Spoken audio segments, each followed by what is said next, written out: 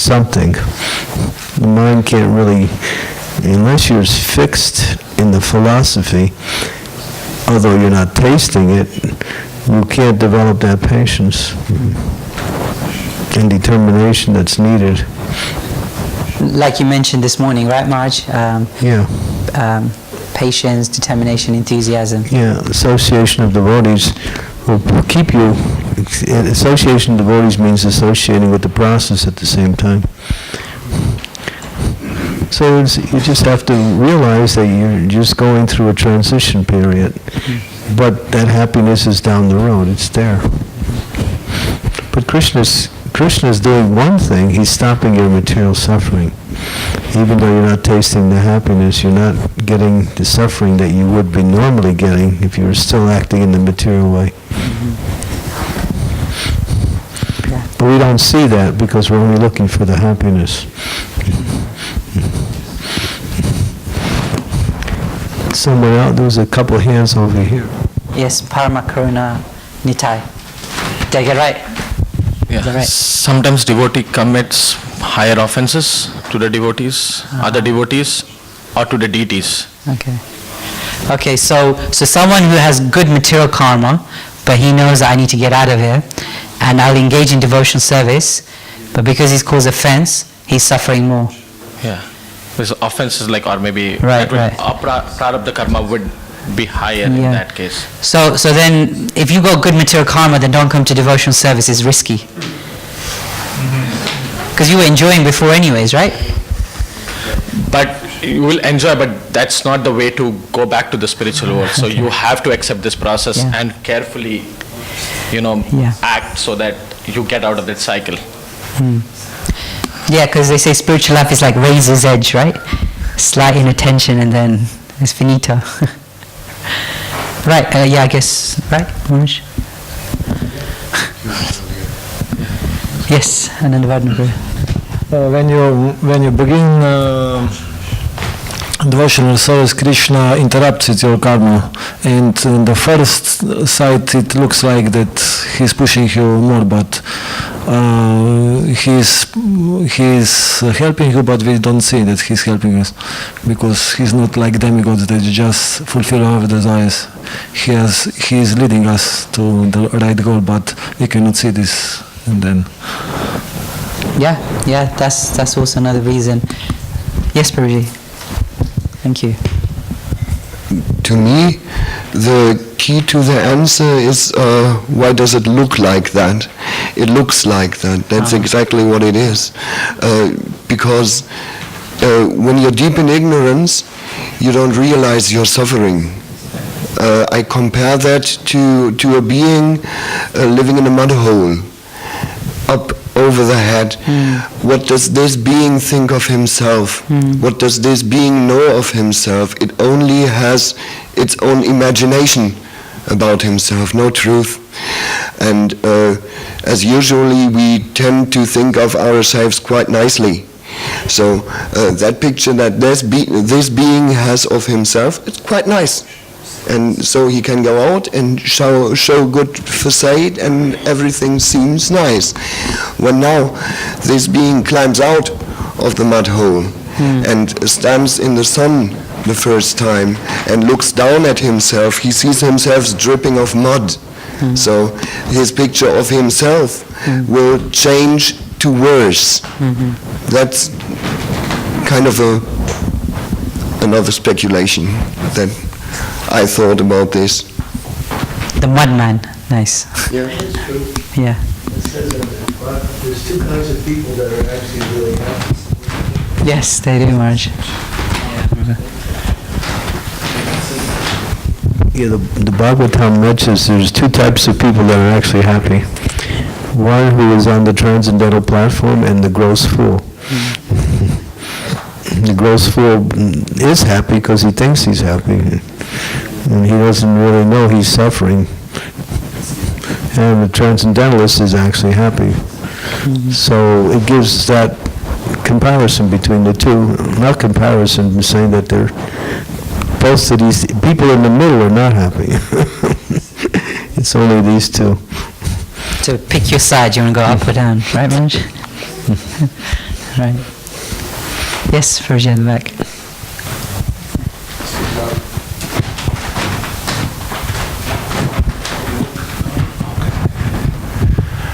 Vishwanath Chakravarti Thakur gives 3 reasons in his commentary in Srimad Bhagavatam, and I can remember only 2, I'm sorry.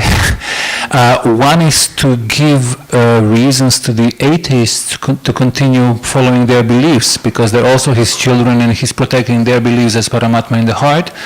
And another one is to protect the confidentiality of devotional service. Because people don't know what's that devotional service. You suffer just like I suffer, This devotee died of cancer, so how is Krishna protecting you? And in that way, the secret of devotional service is protected by from the superficial people.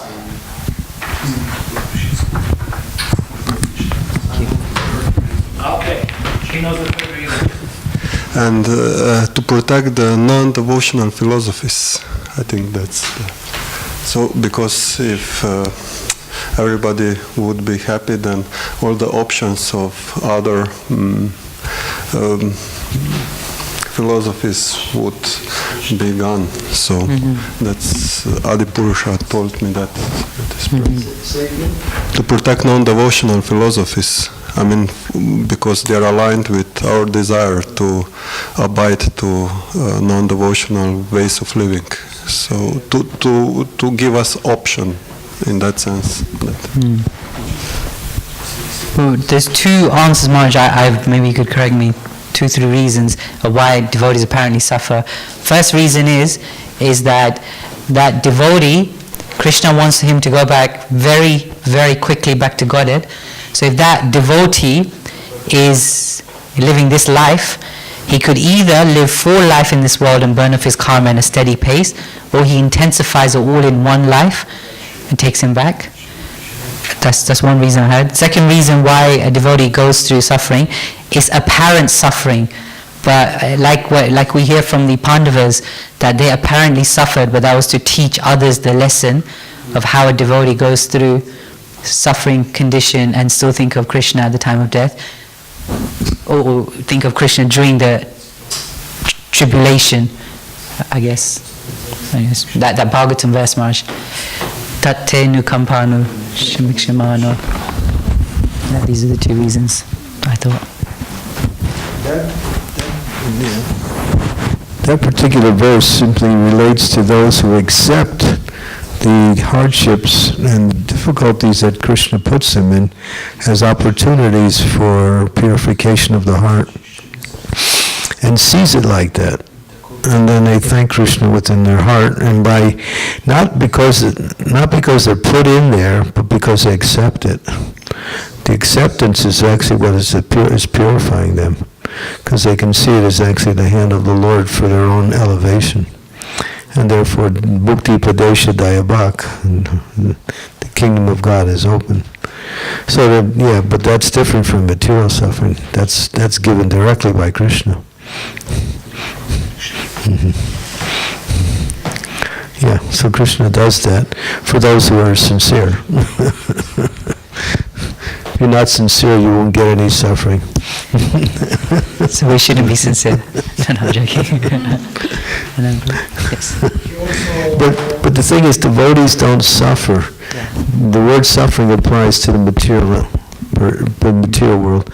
It is difficulties that come in relationship to our purification, that's all. And devotees don't suffer like the non-devotees. Why? Because we don't live for the things that we suffer for. We live for Krishna. Therefore, we're just tolerating the difficulties because we have a higher goal, a higher principle, where the sufferings that come by way of the material energy on the materialist simply destroys their whole concept of happiness, because they need these things. We don't need them. Even health we don't need. If Krishna takes our health away, still we can chant Hare Krishna and go back home, back to Godhead. So, for devotees there's no any loss, But an devotee can't see that. And that's what Prabhu was saying, was Radha Govinda was saying. You know, Krishna protects and covers the non-devotees. They can't see the same thing they experience what the devotees are going. It looks the same, but it's not. It's completely different.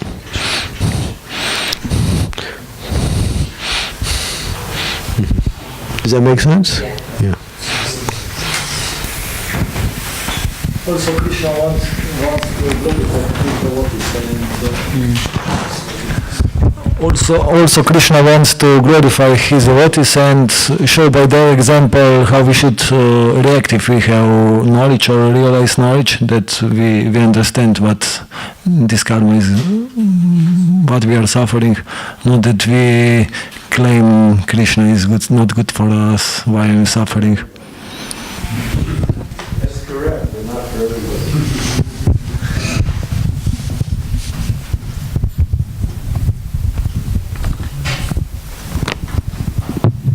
I'm done, Mark. We can open another chapter. We may go on. Look what Prabhupada went through. Yes. Could we go through that? No.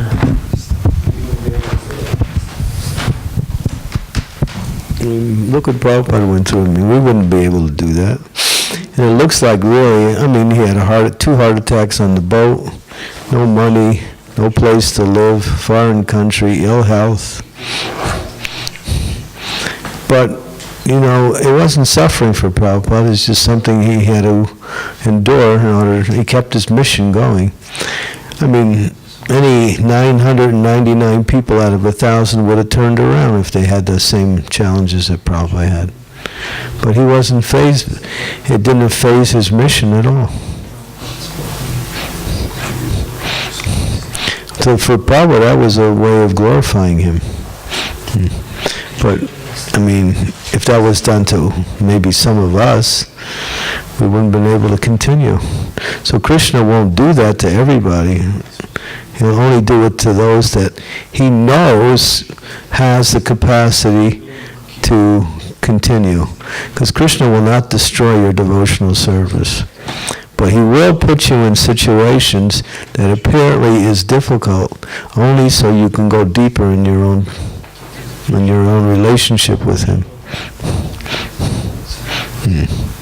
He does that a lot. So that's why a non-devotee cannot see that. They can't see that. But therefore, the devotee is actually experiencing love, more love when Krishna puts them in that different situation, because they get closer to Krishna in those situations. Yeah. We know the story of Bhakti Tirtha Swami, when he was in excruciating pain, and his body was racked. Radhanath Swami was reading Chaitanya Charitamrita, and he was in tremendous pain, but he was absorbed in listening. And at one point he says, it doesn't get any better than this. It doesn't get any better than this. And he said, we're there. And Radhanath Swami said, where are we? He was tasting the spiritual world because he was absorbed in Chaitanya Charitamrita, and he was no longer inside of his body, he was outside of his body. So, you know, but that doesn't come to everybody. That's special. What does Bhakti Siddhanta Saraswati say? He says, what did he say? I forgot what the words he uses.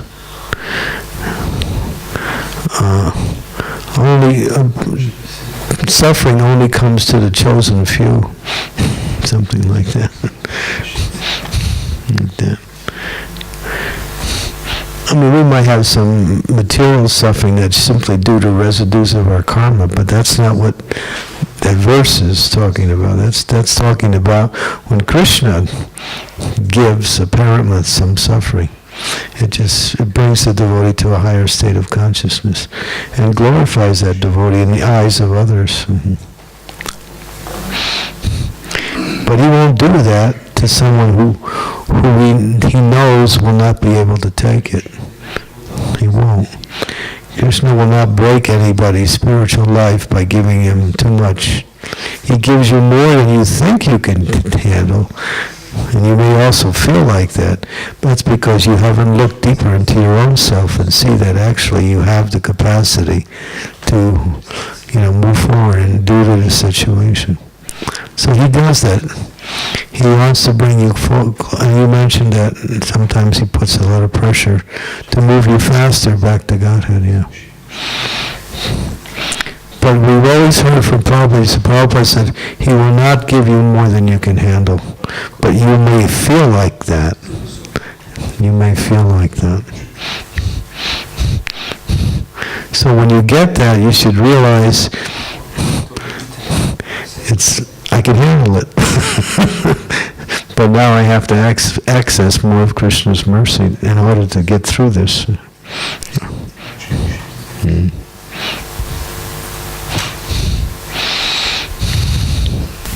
Does that make sense? Ananta? No comment? Ananta can talk from realization.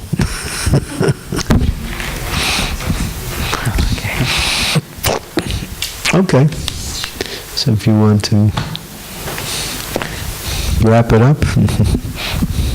Thank you very much. Yeah, Maharaj, that's all. I mean, I had something else to present, but this came up, so. Yeah. Okay, thank you very much. Hare Krishna. Srila Prabhupada ki.